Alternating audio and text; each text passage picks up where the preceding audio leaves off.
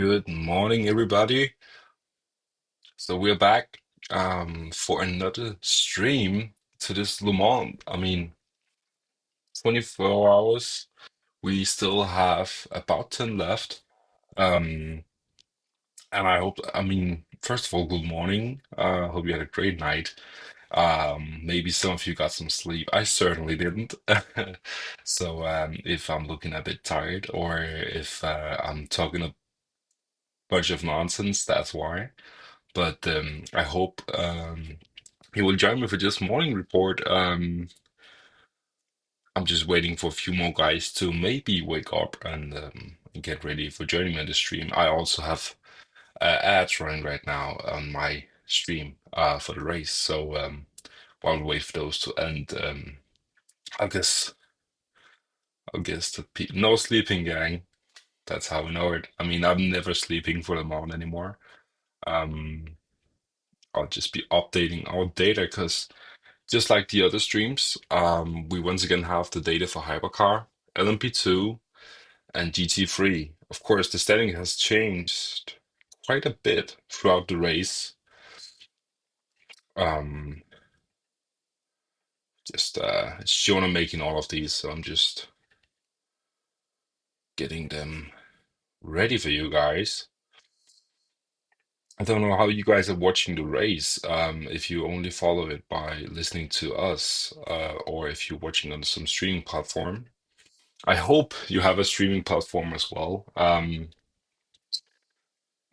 But otherwise, thank you for joining me this morning. Of course, some of you might want to sleep instead or watch the race, but yeah, I've stayed up for you guys so we could get a morning report on pretty slow night. Not much happening. Normally we see loads of crashes and lots of things happening throughout the night, but we actually have had a pretty clean race this year, with no big incidents, which is quite different, honestly, and makes for a race where it's really settled down. Not many battles, but thankfully we got a safety car towards the morning, which made a different morning with a lot of close battles because the field got bunched together. Of course, these new rules are introduced last year, where the whole field gets bunched together and we get the positions fighting actually closely instead of on three different points of the track. We also got yeah, some retirement throughout the night. The 101 Wayne Taylor Racing out of the race. The Cadillac got some mechanical like issues on the Mulsanne straight and had to retire. Unfortunately, the engine just went. It was really clear from Felipe Albuquerque that the car he knew what had happened, and it was clear that it wasn't going to drive anymore for this 24 hours, and that's of course sad. But yeah, great not to see any more retirements than like again, we only have had four retirements this night, and one of them just came in right before we went live. So yeah, I'd export the number 18 car just winning out the race. It looked like some kind of mechanical problem. But yeah, as we see the number six Porsche Penske into the pits, a lot of pit stops and a lot of weird position changes where like the top seven in hypercars just change position all the time, and all of a sudden you see, for example, number 51 losing a heap of time. And this is of course because they went go out on new tires and they have to heat up the tires, so they lose a bunch of time. And that's why we see these position changes because there's not really much of a gap between them. So a lot of things happening. And right now it looks as though the 83 is the most consistent of them all. We were talking yesterday a lot about Toyota not having the pace. Um, but we also mentioned that you should never rule out Toyota. And now they are pushing for the victory and they were leading at some point here in the morning. So yeah, Toyota also coming into the battle, wanting to join in, wanting to try and win as well. So it's really looking like a Ferrari v Toyota like we used to, maybe with number six Porsche Penske also in the mix for some action. Yeah. But otherwise, if you, yeah, you stayed up throughout most of the night, some minutes of shut eye. Honestly, I could really, I envy you a bit. I was following along with the Jonah when he was streaming at midnight, and and honestly, I could have used some shut eye at that time, but no, kept through. We are the own hardcore endurance racing fans, so we stay up.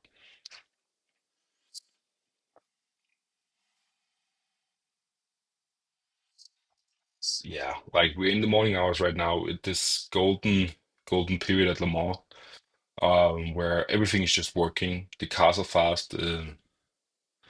The the track is cool. Starting to get a bit hot. The tires, the engine is cool, ready to and getting hotter, and everything is just going really well now with the cars. And this is where we see the fastest time set on track. Um, Also, a couple of years ago, we saw the track record being set here with Andrew Lauder in that Audi R18 e-tron. Really quick lap, and still to this day, the lap record. So impressive stuff. And this is, again, we're getting out of darkness. The cars have changed. Normally, we see a heap of retirements throughout the night. But really, this night, nothing much happened. We had that one safety car because of, unfortunately, Nielsen Racing in LMP2 having a solo accident into Tete Rouge. Um, but otherwise, not really anything happening throughout the night. And a short period of safety car, really different compared to last year, with, of course, the rain making it so that we had a really long safety car period. Um, but yeah, this is really the picture of what's happening in at this race. Just hypercar battles all over the field. All of a sudden, the former leading Porsche Penske number six fighting for fifth, second, sixth, and seventh. It's really this close, and we have.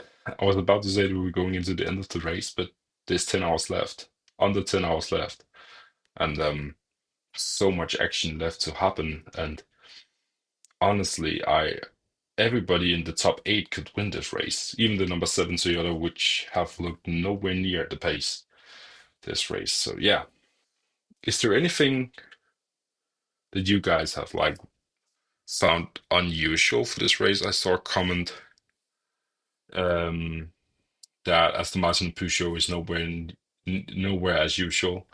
Actually, I would say for Aston Martin to be pushing for 16th right now, actually having overtaken some cars, being on the lead lap up until not that long ago.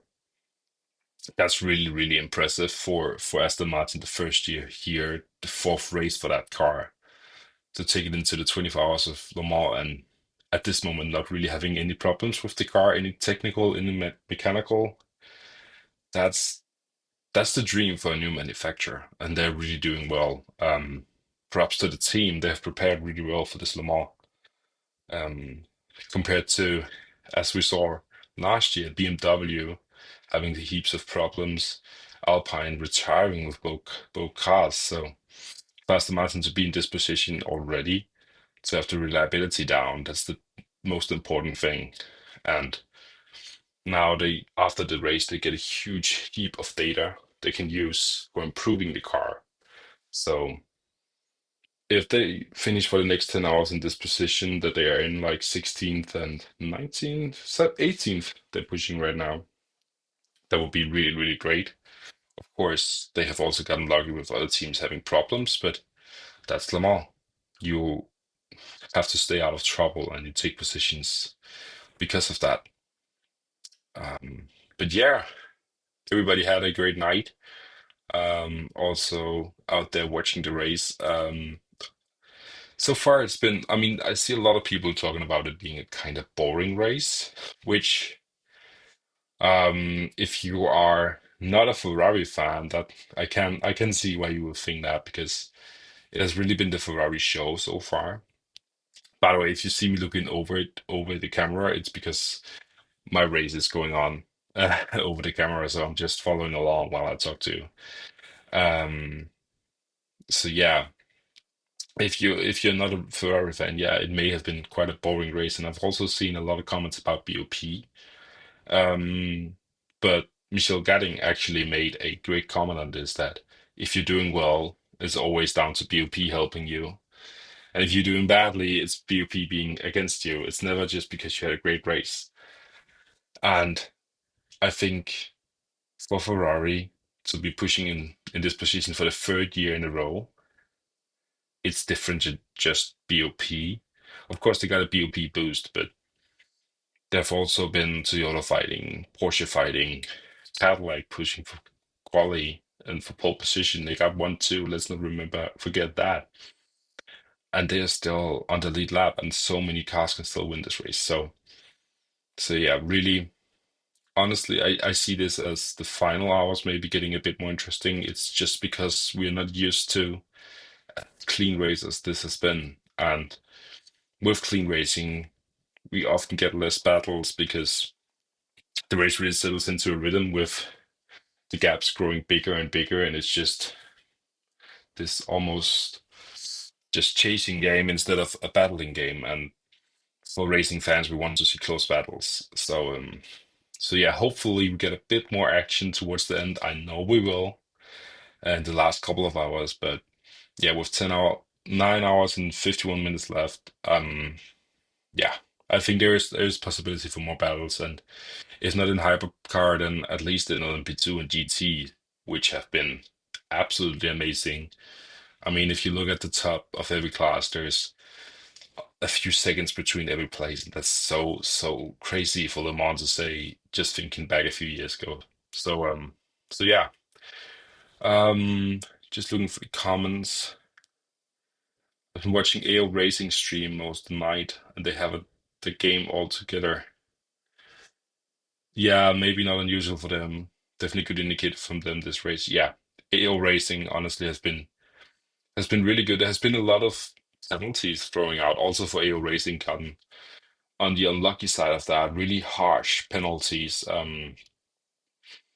Drive-throughs, a lot of drive-throughs we saw in the midnight stage. The 51 car getting a 25 combined to 25 seconds of penalties. That's a lot when you're fighting for overall victory. So yeah, really harsh judges this in race direction this year. Normally I don't think they are this harsh, but a lot of things have happened, and a lot of corner cutting has been penalized really, really harshly. So they're really striking down on that this year and making a statement. So maybe we'll see the future, a lot less corner cutting. So yeah, have really impacted the race a lot. I mean, we saw the 50 getting a drive-through in the morning. Not in the morning, yesterday, right after we went off stream, they got a drive-through penalty and dropped down the field.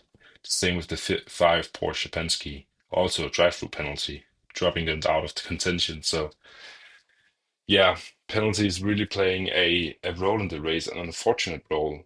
Nobody likes to see penalties play that big of a role.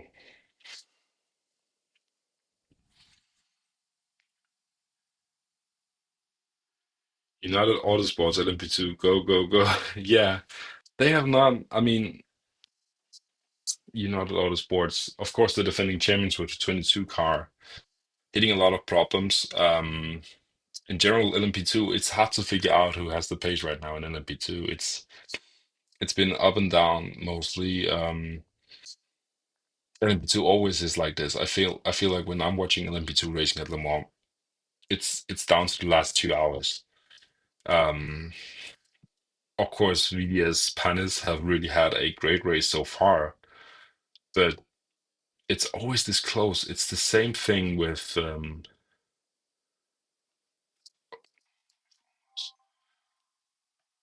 should be better now. Yeah, it's always this thing in LMP2, and at this stage of Le Mans, even racing is so close nowadays that it's really difficult to make out a contender and who's actually going to win at this time.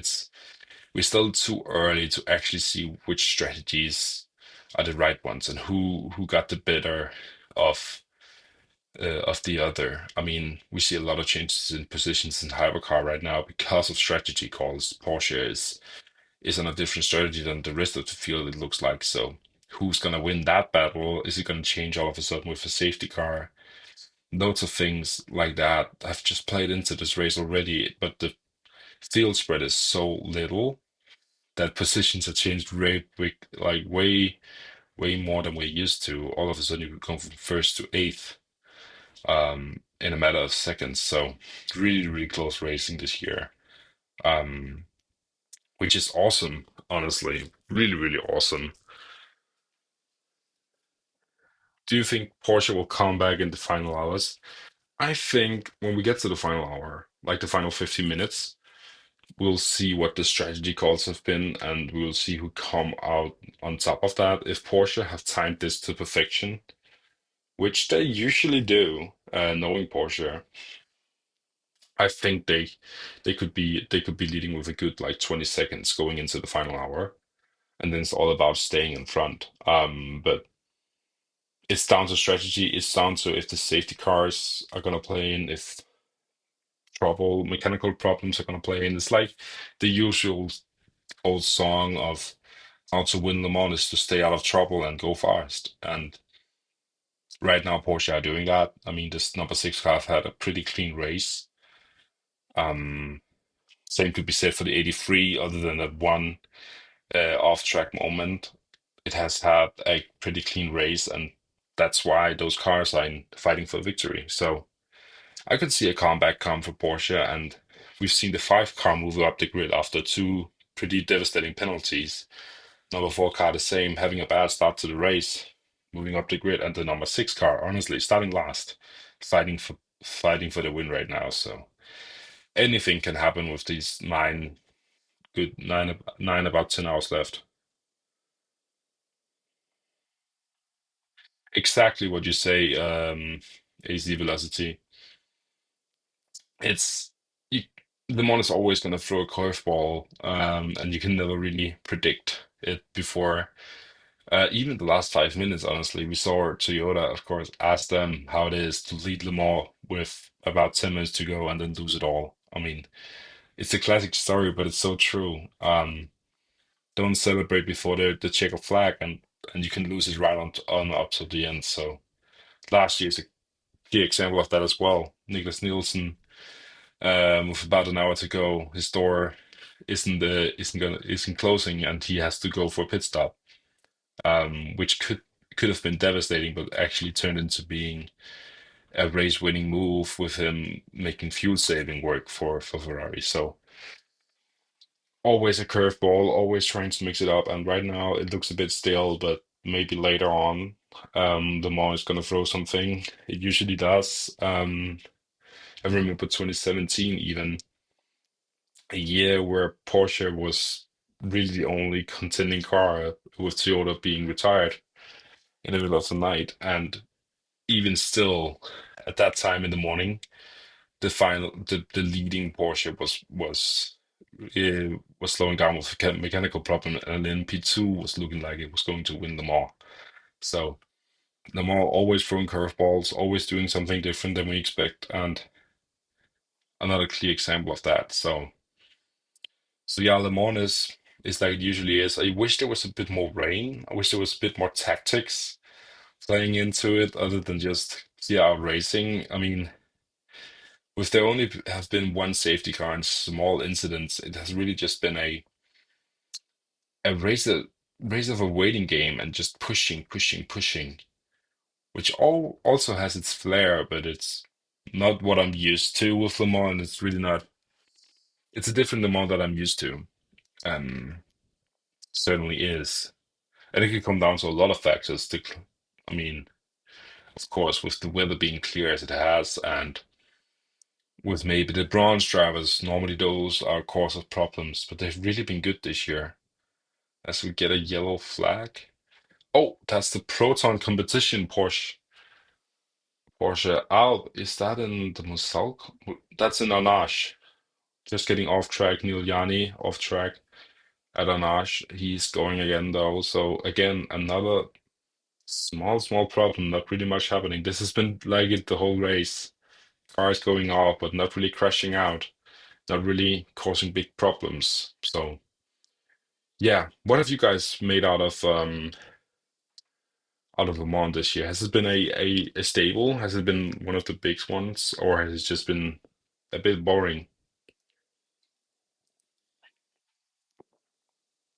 As I take a few sips of my monster, I'm really getting some energy.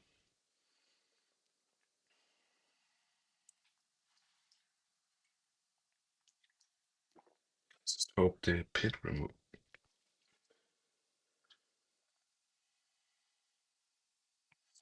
Yeah, whatever is stuck on the man side. I've also asked a question. I think it's just it looks like it's a part of the design. It's quite weird. But yeah, if race direction isn't saying anything about it, and if the team aren't removing it, taking the time to remove it, I guess it's not hampering the performance or causing any danger. It just looks a bit weird. So so yeah, really, I can't really explain what that is. I've not seen it before. It looks like it's um where the cooling is for the tires. It's just a piece of plastic, maybe a bit of the delivery heated up, scratched off, and then it's sitting there. We can like I've been so impressed by Toyota this race. Honestly, they looked like they were going to be on the back of the grid, and they are pushing now third and seventh, eighth.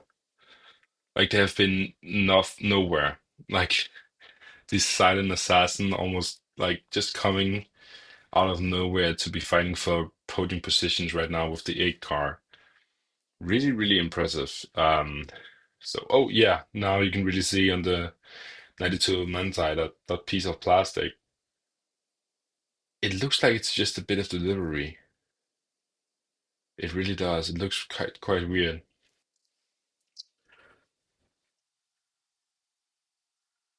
Yeah, I mean that's true. AZ velocity. That it's a good thing that there isn't as many safety cars, which, as you say, is a cause of less retirements.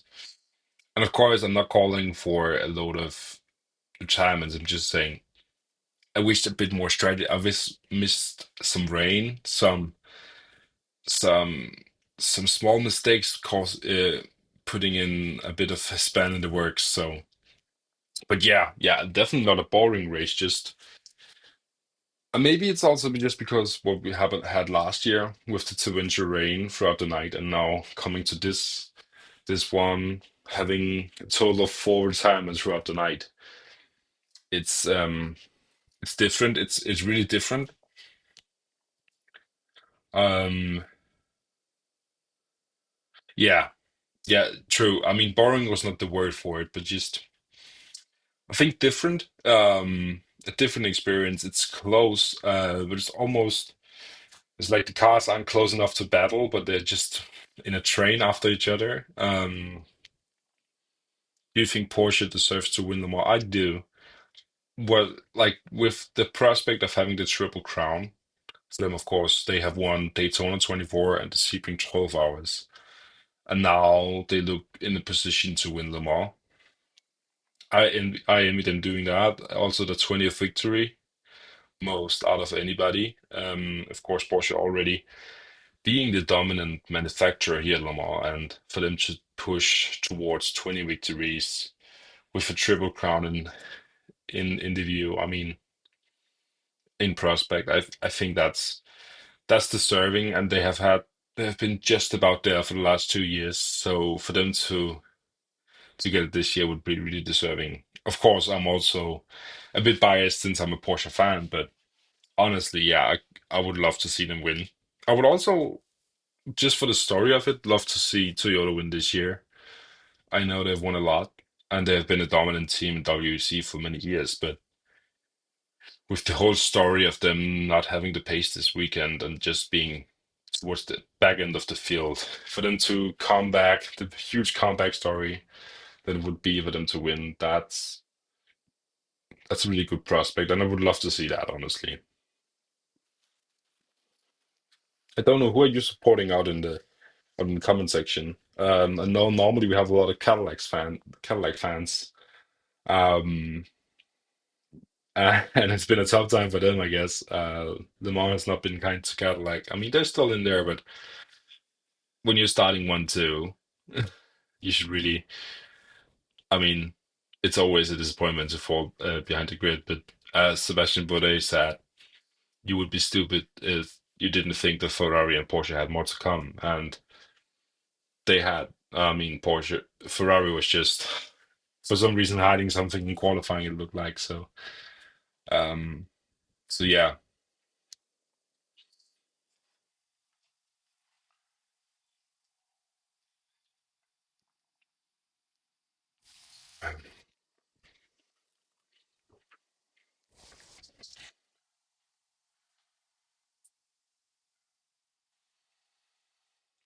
Yeah, Cadillac has been struggling tonight. I mean, Cadillac in general this year.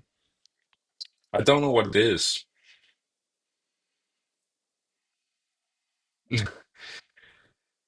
Yeah, I don't know what it is with Cadillac. It's just in this year for them in endurance racing in general. It's not been their year, and, and finally they get some hype here at Le Mans, getting the 1-2. It was like this shot last year as well. Great pace in qualifying, but just not translating it over to the race. Um, I hope for I like the car, of course. How could you not like the car? So I hope for them to get better results, but I don't know what it is. It's like with Peugeot, it's also the same thing, like what it is that makes the car so unsuccessful and what it is that makes it so they can't really push for positions. I hope to see that change because I really like the two cars. So yeah. Yeah, fully supporting the 83. I mean, who doesn't? That I think 83 is kind of a fan favorite if you're supporting Ferrari with Robert Kubica and Yeti. I really like Yeti. He's such a. I remember the first race I saw with him, the first Le Mans I saw with him, where he was driving for Toyota and that 963 Porsche, taking the lead of Le Mans all of a sudden. I never heard about the guy, and then out of nowhere, he's just up there really, really fast, setting fastest laps after fastest lap. He's just he's really surprised for me how great of a driver EVE is, and that driver lineup is such a qualified driver lineup. Um, Philip Hansen also a stable in an MB2 and now driving Hypercar, just really, really, really quality. So yeah, I mean, I could really also see. It would be kind of fun if Ferrari won with three different cars for 3 different years in a row. Um, that's a good story also for Le Mans, and I think Le Mans is one of those races with great stories always. Last year, the story was that was the first Dane after Tom Christensen winning.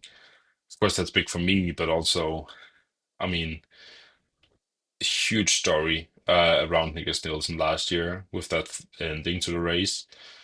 And the first year of Ferrari winning, it was Ferrari coming back to Le Mans, beating Toyota. And I guess in 2 years' time, when Ford comes and they have to beat Ferrari, it's like in the 60s with Ford coming back to Le Mans and having to beat Ferrari, who's dominant team right now. So yeah, as we see a battle for third position, Sebastian Buemi versus the Ferrari number 50 of Niklas Nielsen.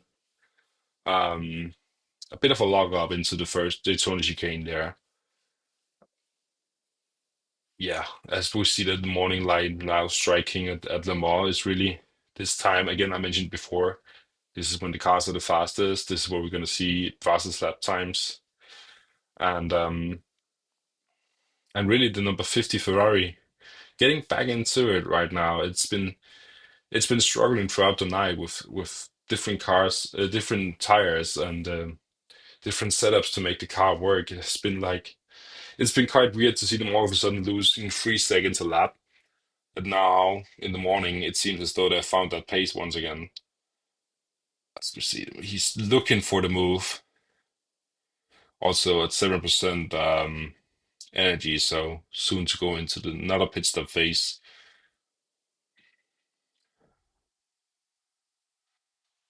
Yeah. Echo your words. I Cadillac, it just looks great. It's the same thing with the Aston Martin. It looks great, it sounds great, but the pace isn't there. Saying that, number 12 Cadillac is up in fifth place, so you can't really complain about that. But yeah, they were using. I mean, last year was a different story for Hertz Team Jota because they had to repair the car right before Le Mans, and for them to just finish the race was wild.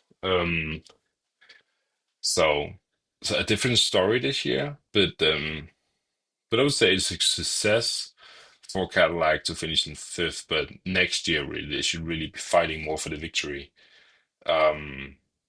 Of course, I think Cadillac will come away from this race having telling the success story of being the first team, American teams in the 60s taking pole position at Le Mans. Um, so, so that's a great story for Cadillac, but for results wise, I think the story should be that this is the final year of mediocre, and the next year has to be fighting for victories in WEC. Otherwise, the campaign in WEC just doesn't make sense, especially when they're winning in IMSA. So, um, I think we could see maybe something like what Lamborghini did, where they quit on WEC and just stuck to IMSA. If results aren't coming in WEC, but yeah, shame to feel like I love that livery on the on the wheel engineering livery for Cadillac. That just looks great. And also just Frederick Vesti, of course, another Danish driver. Of course, I support all the Danish drivers. So to see that car break down, the way that it did, yeah. Still in the race though, of course, in 19th place right now, but 3 laps down. It's just um, it's just not gonna happen, unfortunately. Um, We see the pit stop phase now, the number 8, the number 15, number 15 into the pits, also number 36 Alpine. Um, again, Ferrari, no, again, Porsche and two Porsches actually being out of sync. Number 8, eighth place, fifth Porsche Penske car, and the number 6 in fourth place. Out of sync, 34% battery and energy. Who's gonna win that battle? Who's gonna finish the race ahead? This if it is Porsche Penske making a master plan, it could be like what we saw in 2008 with Audi versus Peugeot, where it was also not unvalid on pace because Audi that year had not the pace over Peugeot, but they had the strategy calls. So yeah, I see if Porsche Penske pulls this off, it's an all-time great, honestly. Yeah, and needs SC. Yeah, yeah, yeah. And loads of them because you need those laps back. Of course, that could happen. Um, but with the race being as it has been so far, I don't see it happening. I see it really being difficult to come back. It has just been such a fast race, everybody just gunning for it and not making many mistakes. So if you fall behind, it's really difficult to get back.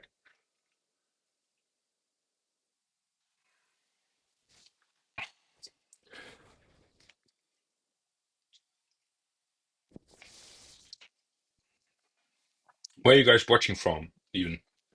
Because I know for Jonah, it's really late right now. He's also off to bed. I know it's really, really late for him. So yeah,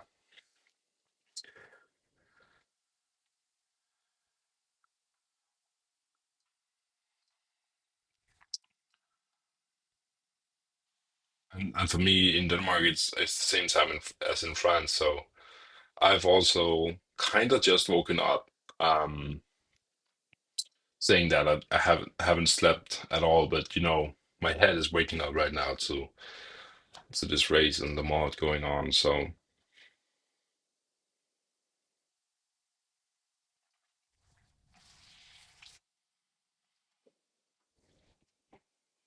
as that's the 51 car, that's the leading car into the pit lane right now. James Calado driving that car. It looks like it's just a fuel stop. Um, Again, earlier today, we Arizona only nine. Oh, that's not that bad. Um, then race then is gonna be really early for you. So I'm in Taiwan. Yeah, in Norway on the second kind of energy drink. I mean, I'm on the same. I think I've drunk like three, four of them now. I can report on yeah, of course, in retirements. I've written down the retirements of the night. Of course, in the morning we saw really just McLaren and a few Mercedes, the McLaren the McLaren 95 retiring out of the race, and the number 60 Mercedes also retiring out of the race. And throughout the night, we had some problems for BMW 46 with the Valentino Rossi car in GT3. And in LMDh, we had the 24 Nielsen racing car with a solo accident taking that car off the race. And in the morning here, I'd export um, just having some kind of mechanical taking the number 18 I'd export out of the race. That's car with Andre Lotterer and Jamie Chadwick. Um, and then also a mechanical for the number 101 Wayne Taylor Racing Cadillac, taking that out of the race. It's an exploding engine into the second Mulsanne corner, and the second Mulsanne chicane. So yeah, four retirements in total for the night, and that's it really. It hasn't been that crazy of a race with retirements. We're down to six, seven retirements for the race in total. So yeah, the tire came off that car. Yeah, crazy. I mean, it didn't. It almost just jumped up on my screen that the ID Export car was out. So um, didn't honestly see what happened to that car. But yeah, a tire was off, and it's just it was weird happening into the second chicane. Almost looked like it didn't was really was put on the car. So yeah, thank you for pointing that out. Of course, not a mechanical. Um, but yeah, solo accidents throughout the race. It hasn't. Yeah, the AMV Valkyries are still on track. Good morning to you as well, William. That's what I've been saying also, that Aston Martin is on the track right now and not having any problems. That's impressive. But just getting back to my point, it hasn't been like cars coming together and and and crashing heavily. It's been solo accidents and small mechanical problems, tires coming off. That's the same thing that happened to the 88 car. Oh, now we have something. The 85 Iron Dame's car, that's stuck in the gravel.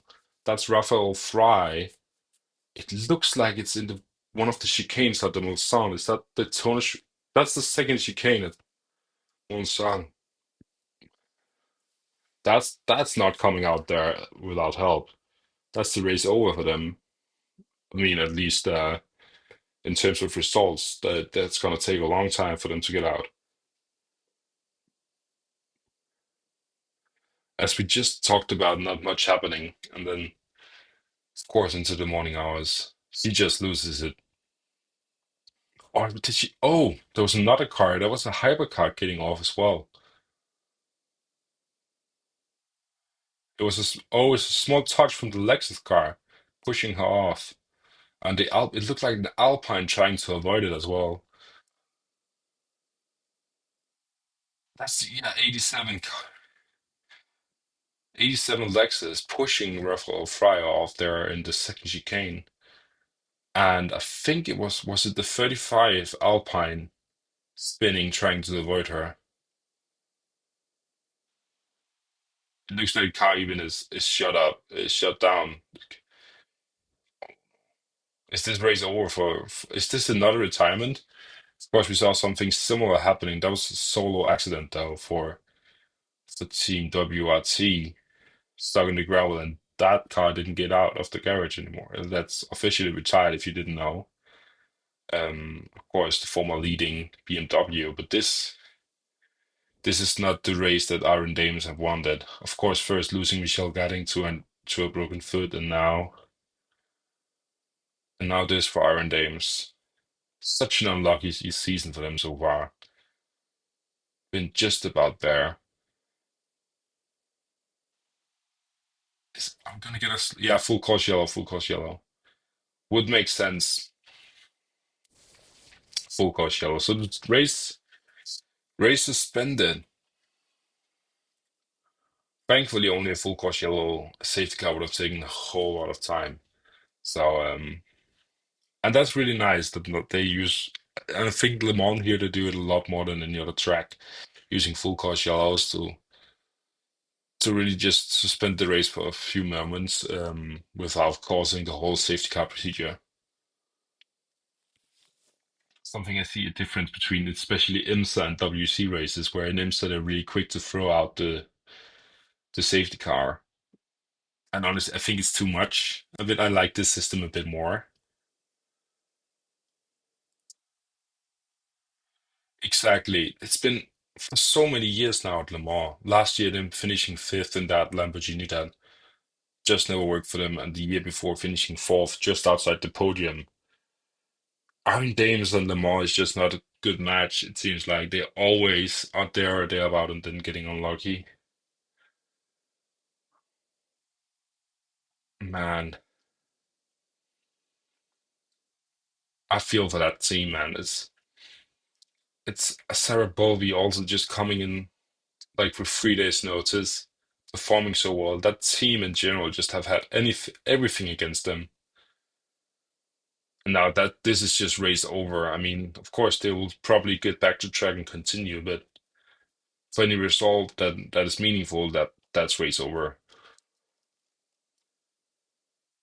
Yeah, the 85 can be lifted back on circuit. They can be pushed out, and then if they can drive off by themselves, everything's good. But it's just if maybe they've taken some damage by all that gravel getting to the car.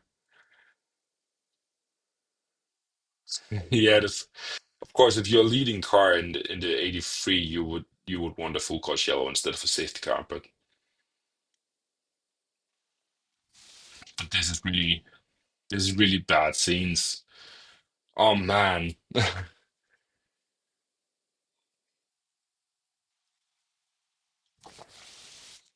Aaron Dames, man, what is it with that team on the Mars? It's just never working out.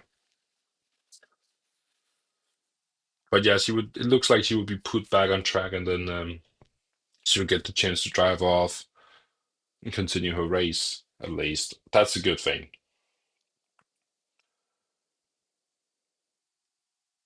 If she can get the race car, if she can get the car started again. Of course, guys, if you didn't know, if you have to get help starting the car, if you can't start it, every driver has this little box with a bit of tools to maybe get the car fixed by themselves. But the moment that anybody else helps you, um, anybody else than the team back in the garage helps you, then you have to retire. That doesn't include getting back, like lifted out of the gravel and put on track. But if you can't start the car by yourself or by the help of the team, then you have to retire. Um, we saw this a couple of years ago, and back in the LMP1 era, where I think it was Nikita Mazepin actually, he fixed his LMP1 car for trying to get it to continue out in the Porsche curves, but at the end he had to retire the car because it was just not able to be prepared. He managed to get it driving for like 50 meters or something.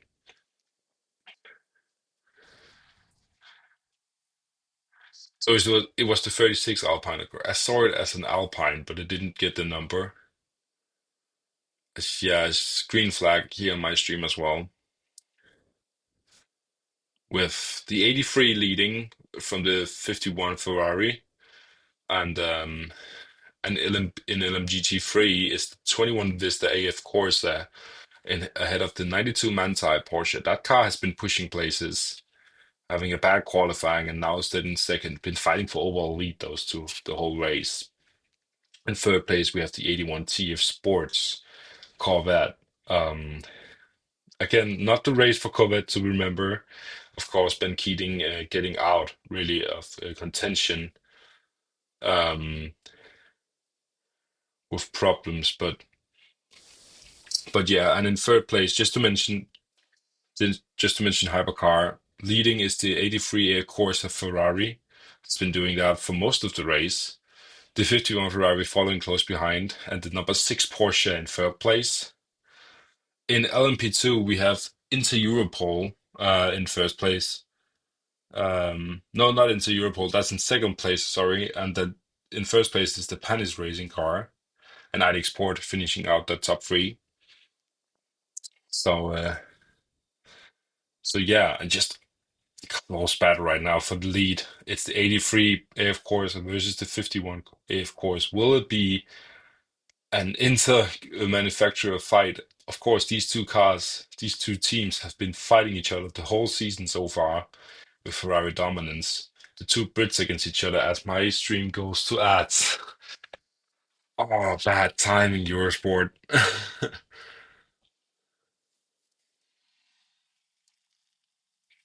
Man, that's annoying.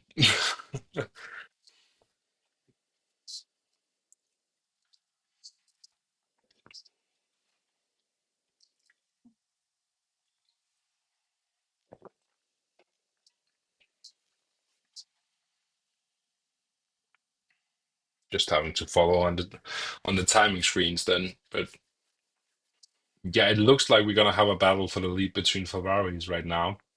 Awesome to see. I mean, that's the thing with this like on non-stop racing. It's just been consistent battle and battle and all up the field in hypercar. We're not even used to this. We have had this for a few years now, but it's close battles from first to 10th. And even that, like for a long period of time, we had the top 18 on the same lap. That's not normal for Le Mans. It's usually bigger gaps, huge gaps between the cars. And right now, it looks like the old GT3 days or GTE days where there was a few seconds between the cars up until the end. And that's Hypercar now. That's the overall victory we are talking about now.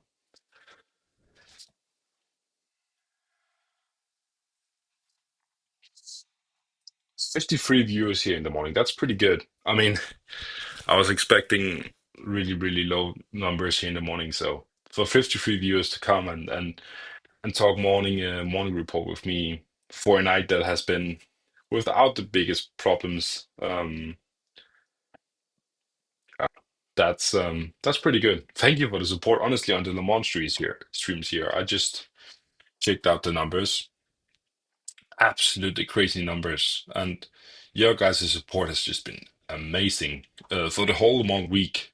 So really, really thank you. I know me and Jonah has been talking about this. This has just been absolutely crazy support. So thank you, thank you, thank you.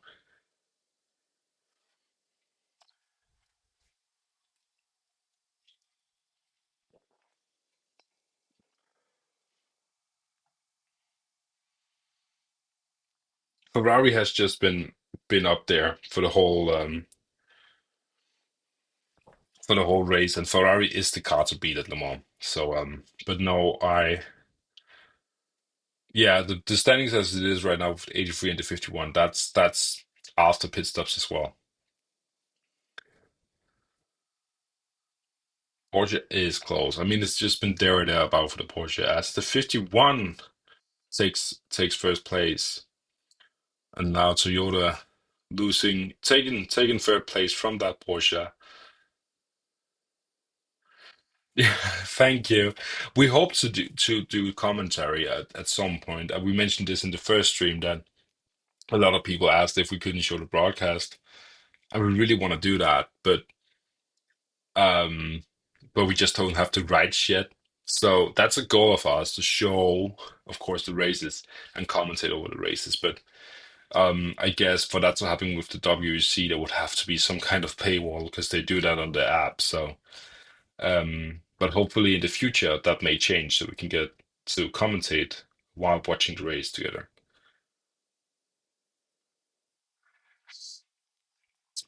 I mean, still is it's a 1-2-4, but Ferrari, yeah, this has been the race for them. I mean, they've been the car to beat so far, and as we just see a BMW, that's the number 20 car moving, taking the place from the number 7 car. That's been an all race going battle between Toyota and BMW.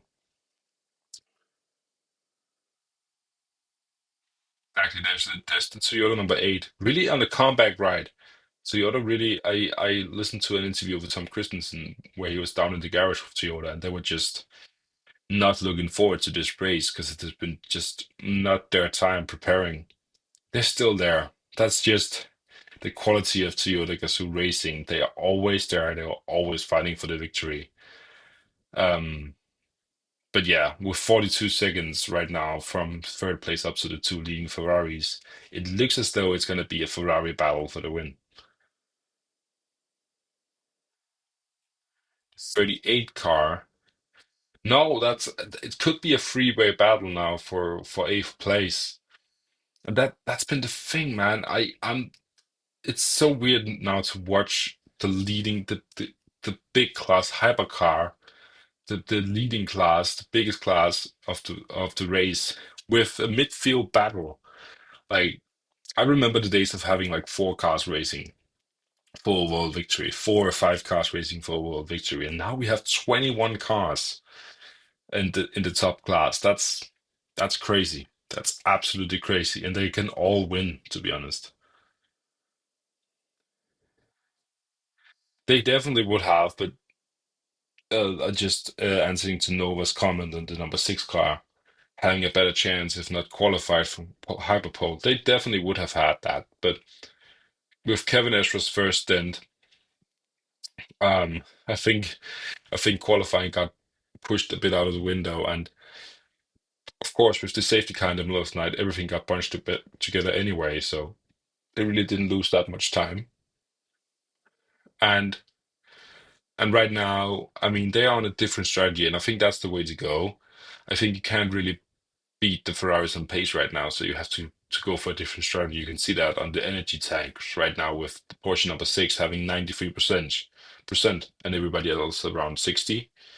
And in the long run, that could make up a pit stop, and that could be the deciding factor between winning and losing. So yeah, um, awesome to see that somebody is trying something different. It was if it was to be anybody trying something different, it would be Porsche. They know how to do this. See this with Manti Racing also in the GT3. They know how to make strategy work, and that's why they're in second place in GT3 right now, or actually in first place, I can see. So yeah,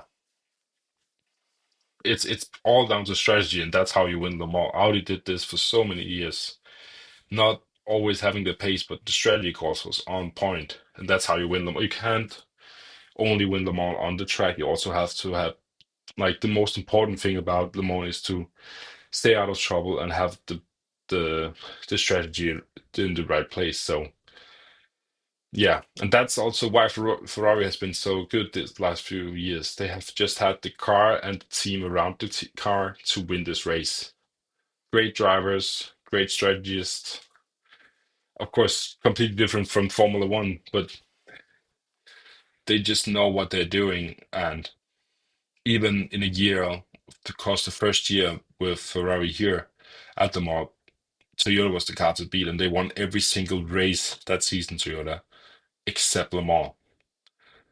So Ferrari just knows how to win Le Mans. We see this again now um, with Niklas Nielsen trying to make it a 1-2-3 for Ferrari. That would be like scenes if Ferrari could top off the start of a season with a 1-2-3 finish at Le Mans. That would be crazy.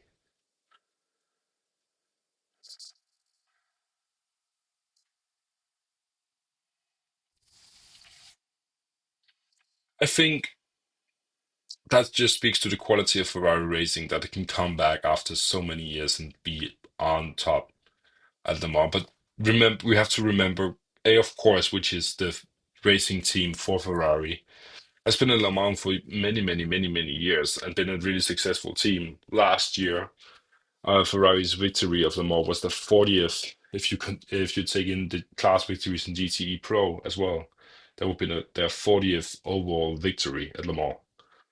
That speaks for itself.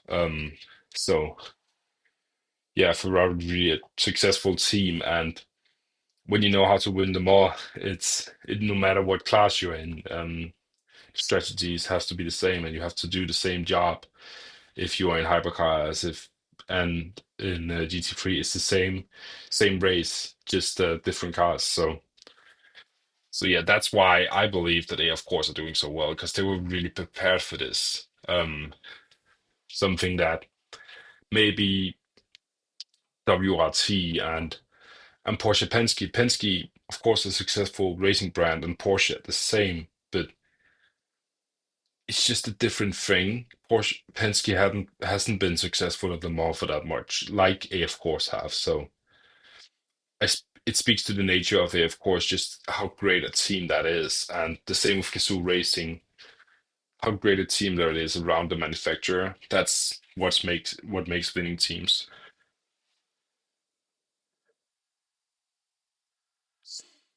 Yeah, answering Nova's question about Olympic, the number 18, DNF.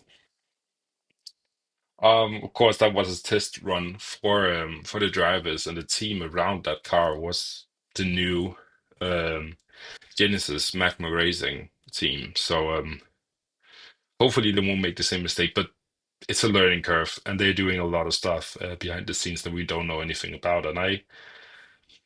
And I hope to see these new manufacturers coming in, Genesis, McLaren, Ford, really change the game up, and maybe give some fight for Ferrari and Toyota and Porsche, because right now it looks as though that's the top three, and then there is the midfield behind them.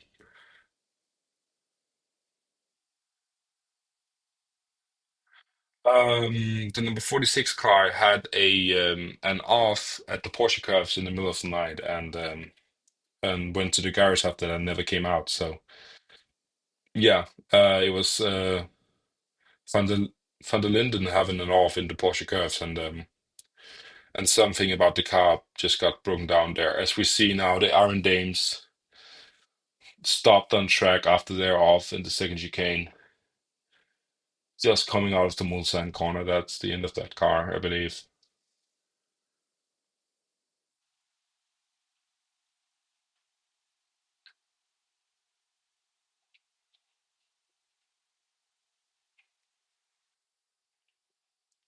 We would be trying to restart it right now, but nothing's happening.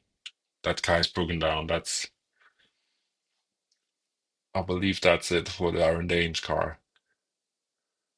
Horror, horror, horror race for Iron Dames.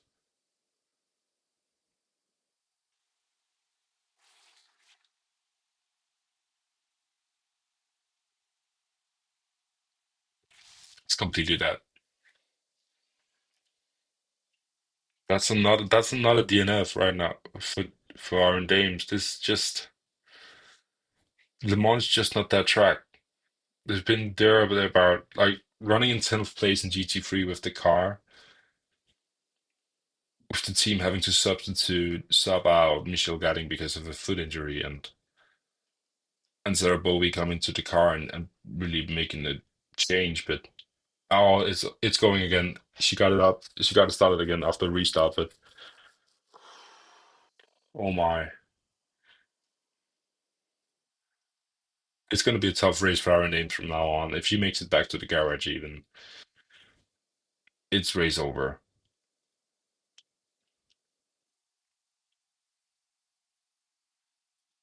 The battle continues for first place. 1 second between first and second. The 51 right now taking the lead in front of the 83 car. James Calado against Philip Hansen.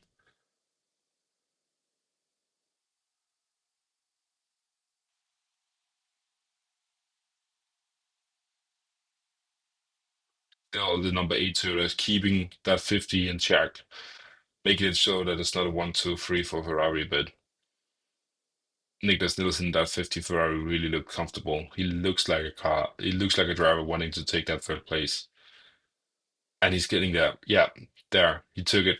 So it's a 1, 2, 3 for Ferrari, heading in with 9 hours left. Oh, no. Sebastian Buemi fighting back again. Both racing for third place right now. Really great battle.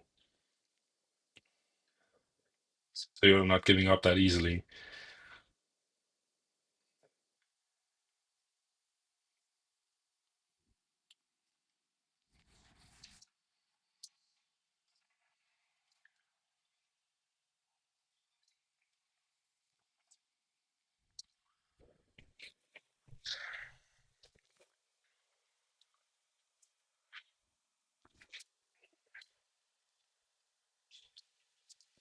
But yeah, we have had a couple of retirements throughout this race, but mostly due to accidents, sorry, accidents or mechanical problems. And thankfully, everybody's okay, but it's just a weird race. Not many crashes. It's been really clean, close racing. Lovely to see, of course, but yeah, weird race where not many crashes have happened. As we see a drive-through penalty go to the 87 car. That's the Acanthus number four for hitting off Iron Dame's car. Um, so penalty right off the bat for the number 87 Acanthus Lexus car, running right now in fourth.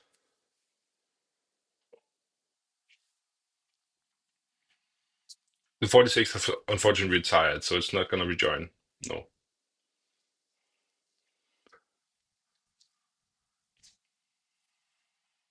As we see Aaron Dames making it back to the pits now.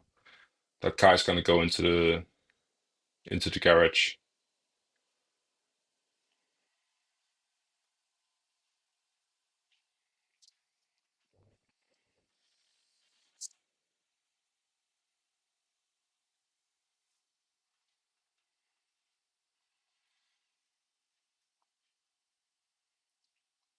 As I think that makes it for this morning report. I mean, again, not a lot to say, not much happening.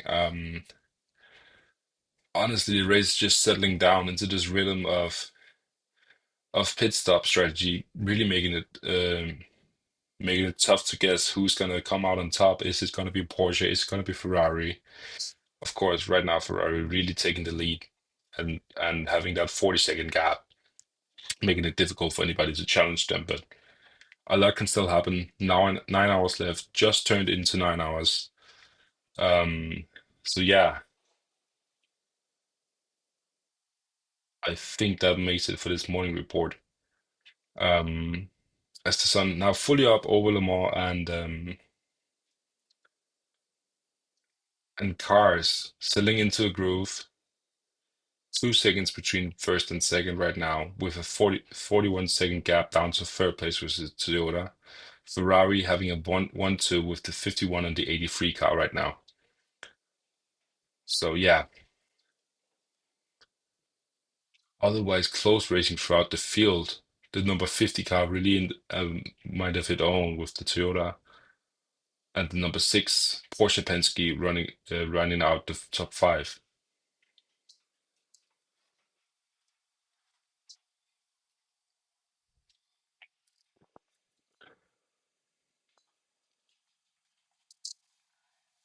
But I think that's it, guys. I'm gonna gotta head off, get some breakfast, and watch the rest of the race. Of course, remember that me and Jonah are gonna come back with a live stream after the race, instant reaction, um, in a couple of hours' time. But yeah, you guys have a really great amount, and I'll see you later with the instant report and the instant reaction to the Le Mans 24 hours. Let's see who wins. Is it gonna be Ferrari? Is it gonna be Porsche? We'll see. See you later.